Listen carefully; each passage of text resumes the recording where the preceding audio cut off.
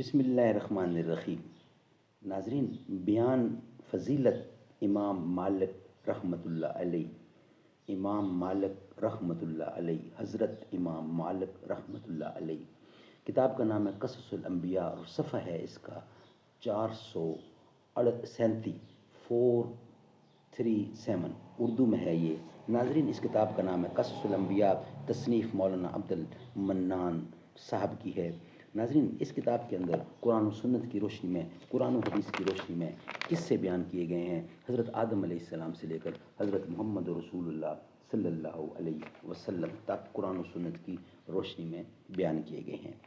ناظرین، ہم آپ کے سامنے رکھ رہے ہیں، اس سے پہلے والی قسط میں ہم نے آپ کے سامنے بیان کیا تھا حضرت امام احمد بن حنبل رحمۃ اللہ علیہ کا۔ اب یہ بیان فضیلت ہے امام مالک رحمۃ اللہ علیہ کی۔ حضور دہر میں آسودگی نہیں ملتی، تلاش جس کی ہے وہ زندگی نہیں ملتی۔ ہزاروں لالا و گل ہیں ریاض ہستی میں، وفا کی جس میں ہو بو وہ کلی نہیں ملتی۔ مگر میں نظر کو ایک آبگی نہ لایا ہوں، جو چیز اس میں ہے جنت میں بھی نہیں ملتی۔ جھلکتی ہے تیری امت کی آبرو اس میں، طرابلس کے شہیدوں کا ہے لہو اس میں۔ بیان فضیلت امام مالک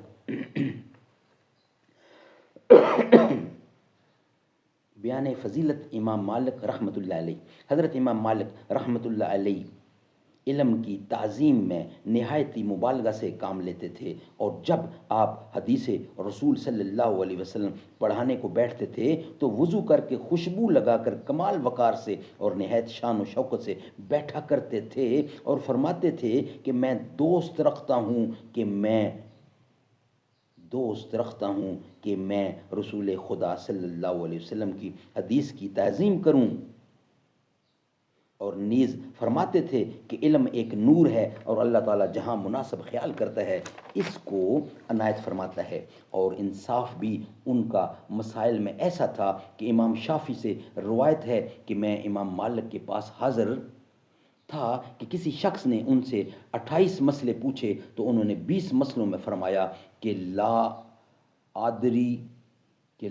آدری یعنی میں نہیں جانتا، لا آدری یعنی میں نہیں جانتا۔ جس شخص کو اہلیت نہیں ہوتی اس کا نفس کب قبول کرتا ہے کہ جو اقرار کرے کہ میں نہیں جانتا۔ اس واسطے فرمایا امام شافعی کہ جس وقت ذکر کیا جائے علماء کا، پس امام مالک ان میں مانت نجم کے ہیں، اور نہیں ہے کسی کا احسان مجھ پر زیادہ امام مالک سے۔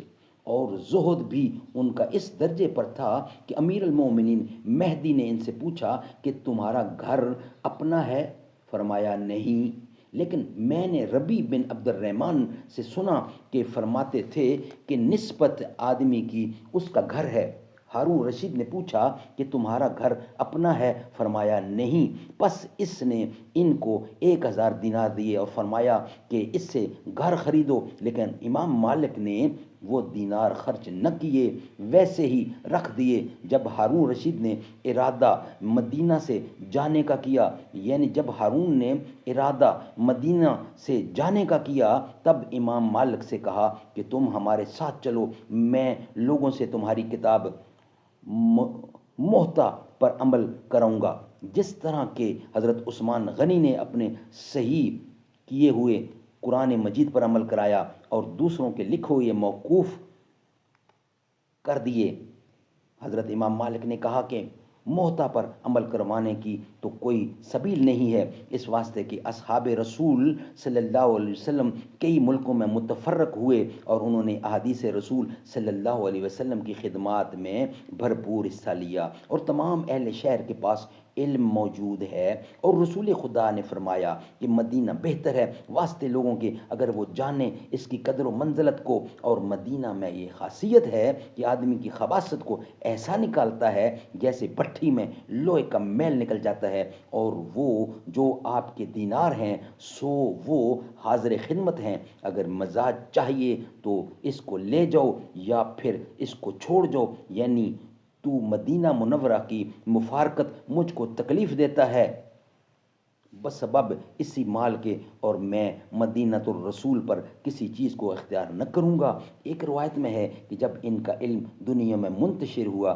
تو ہر طرف سے لوگ مال کثیر بھیجتے تھے، اور امام مالک رحمۃ اللہ علیہ ان سب چیزوں کو خیر کے کاموں میں صرف کیا کرتے تھے، اور امام فرماتے تھے کہ نہ ہونا مال کا زہد نہیں ہے، بلکہ زہد تو فارغ کرنا قلب کا ہے، بلکہ زہد تو فارغ کرنا قلب ہے، اور محبت مال سے اس واسطے کہ حضرت سلیمان علیہ السلام باوجود اس سلطنت ہفتے اقلیم کے زہد تھے۔ امام شافی رحمۃ اللہ سے نقل ہے کہ میں نے دروازے پر امام مالک کے خراسان کے بچھڑے اور مصر کے خچر دیکھے کہ ان سے بہتر پھر کہیں نہیں دیکھے تھے۔ میں نے امام مالک رحمۃ اللہ علیہ سے کہا کہ یہ کیا خوب ہیں؟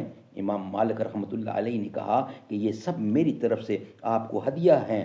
پھر میں نے کہا آپ اپنی سواری کے واسطے رکھ لیجئے۔ کہنے لگے کہ میں شرماتا ہوں خداوند قدوس سے کہ میں پامال کروں دابے سے اس خاک کو جس جگہ قدم مبارک رسول اللہ صلی اللہ علیہ وسلم کا اس پر پڑا۔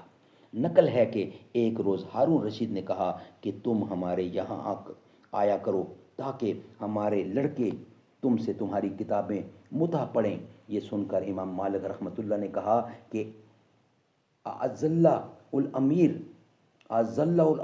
یہ علم تمہارے گھر سے نکلا ہے، پس اگر تم عزت دو گے تو عزیز ہوگا، اور تم ذلت دو گے تو ذلیل ہوگا، اور علم آپ کسی کے پاس نہیں جاتا، بلکہ علم کے پاس سب آتے ہیں۔ یہ سن کر ہارون رشید نے کہا آپ سچ کہتے ہیں۔ پھر اپنے بیٹوں سے کہا کہ کل سے تم بھی مسجد میں دیگر لوگوں کی طرح سے جایا کرو۔ سبحان اللہ، سبحان اللہ۔ ناظرین، یہ ویلا کمپلیٹ ہوا، اور یہ بیان فضیلت تھا حضرت امام مالک رحمۃ اللہ علیہ کا۔ ناظرین، انشاءاللہ چاروں اماموں کو ہم آپ کے سامنے بیان کریں گے ذکر۔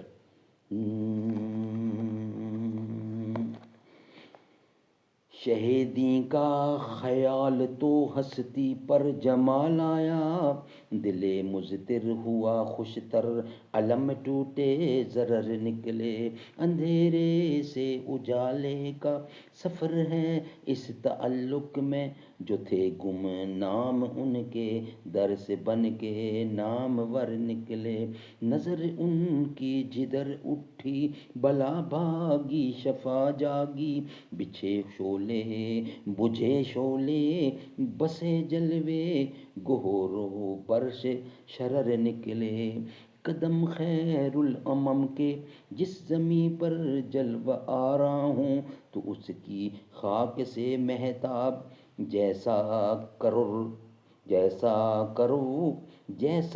کرو فر نکلے، پسینے کی مہک ایسی کہ جن کے تن سے چھو جائے تو خوشبوئے نبی کا اس کی نسلوں تک اثر نکلے، در اقدس سے رحمت بانٹنے شہر البشر نکلے، تو لینے بھیگ دامن کھول کر شمس و قمر نکلے۔